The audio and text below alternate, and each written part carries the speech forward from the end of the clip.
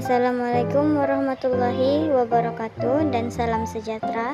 Nama saya Haina akan menerangkan bab 9 yaitu pemanasan global, subjek geografi tingkatan 2. Bab ini mempunyai beberapa isi kandungan, yaitu pertama, maksud pemanasan global, kedua, kesan-kesan pemanasan global, ketiga, faktor-faktor pemanasan global, keempat, langkah-langkah mengurangkan pemanasan global. Pertama, maksud pemanasan global.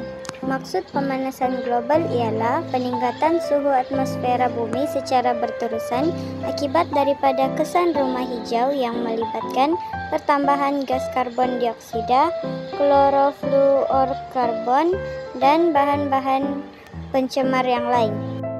Yang kedua, faktor-faktor pemanasan global. Ia terbahagi kepada dua, yaitu yang pertama, faktor aktiviti manusia, dan yang kedua, faktor semula jadi.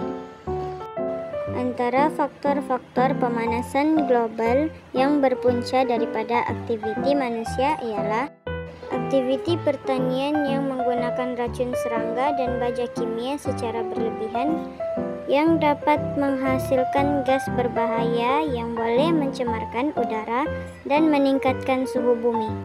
Seterusnya, penyahutanan secara besar-besaran bagi menjalankan aktiviti pertanian, pertempatan, dan perindustrian. Ini boleh mengakibatkan gas karbon dioksida tidak dapat diserap dengan baik, lalu mengakibatkan kepekatan gas rumah hijau di atmosfera. Pembebasan asap oleh kendaraan bermotor dan aktiviti perindustrian yang menggunakan bahan api fosil sebagai bahan bakar utama dapat mengakibatkan asap daripada bahan api fosil memerangkap haba di atmosfera. Yang terakhir, pembakaran terbuka. Aktiviti ini melepaskan banyak asap dan karbon dioksida yang dapat memanaskan bumi. Berikut ialah antara faktor-faktor pemanasan global yang berpunca daripada semula jadi. Letusan gunung berapi yang mengeluarkan banyak asap dan debu dapat meningkatkan suhu atmosfera.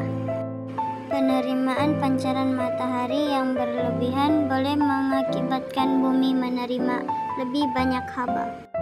Yang terakhir, kebakaran hutan secara semula jadi diakibatkan oleh penerimaan pancaran matahari yang berlebihan.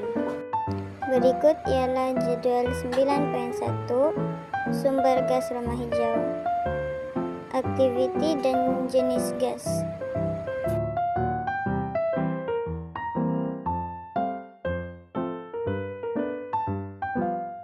Seterusnya, isi kandungan yang ketiga, kesan-kesan pemanasan global.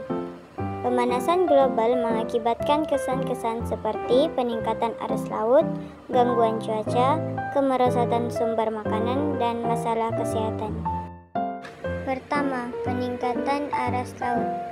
Antara puncanya ialah pencairan ais di kutub, peningkatan suhu air laut, dan antara kesannya mengakibatkan banjir besar dan hakisan, menenggelamkan kawasan dataran, memusnahkan harta benda dan mengancam nyawa, menjejaskan sumber bekalan makanan dan air bersih.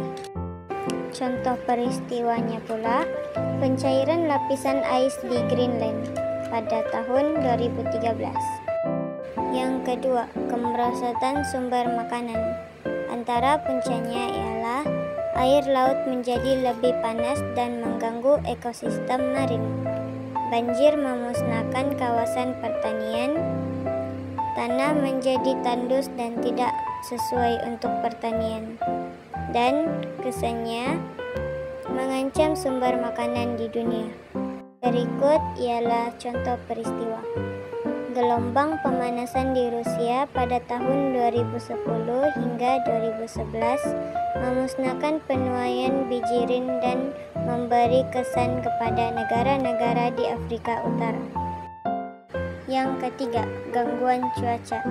Berikut ialah kesan peningkatan suhu yang menyebabkan gangguan cuaca. Mengakibatkan banjir, ribut ombak besar, dan taufan. taburan hujan tidak menentu, udara menjadi kering dan jerebu mudah terbentuk. Terdapat kawasan yang mengalami kemarau yang teruk, kemusnahan flora dan fauna. Seterusnya ialah contoh peristiwa. Kejadian banjir besar dan terteruk di Pakistan yang menjejaskan kira-kira 20 juta penduduk pada tahun 2010. 4. Masalah kesehatan. Berikut ialah antara kesan masalah kesehatan. Kehilangan nyawa, meningkatkan risiko berbagai penyakit berkaitan haba seperti katarak dan kanser kulit. Gelombang haba berisiko menyebabkan stroke haba dan hidrasi. Seterusnya ialah contoh peristiwanya. Kematian seramai 135 orang di India pada April 2016 akibat stroke haba yang diakibatkan dengan cuaca panas yang melampau. Kita masuk ke isi kandungan yang terakhir. 4. Langkah-langkah mengurangkan kesan pemanasan global yang mempunyai 5 isi kandungan. Pertama, amalan 5R. Kedua, kerjasama antara bangsa. Ketiga, penggunaan tenaga mesra alam. Keempat, pendidikan alam sekitar. Kelima, penguatkuasaan undang-undang. Amalan 5R. Return, tolak barangan yang tidak perlu atau mencemarkan alam. Reduce, kurangkan penggunaan barangan. Reuse, gunakan semula barangan yang masih elok. Recycle, kitar bahan seperti kertas, tin, plastik. Recover, dapatkan semula tenaga sumber daripada sisa. Kerjasama antara bangsa. Protokol Kyoto 1997. Panel antara kerajaan tentang perubahan cuaca.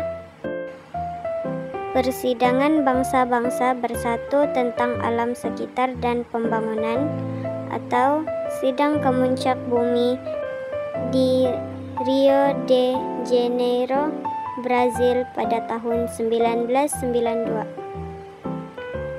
Kerangka Convention tentang Perubahan Cuaca. Persidangan perubahan iklim di Paris, Prancis dari 30 November hingga 11 Desember 2015 untuk bersama komuniti antarabangsa bagi menangani isu perubahan iklim. Penggunaan tenaga mesra alam.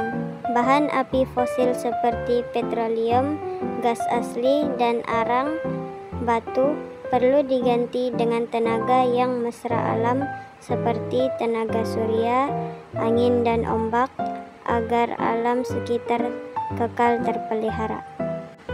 Pendidikan alam sekitar. Pendidikan alam sekitar boleh diterapkan di peringkat sekolah dan komuniti. Penguatkuasaan undang-undang.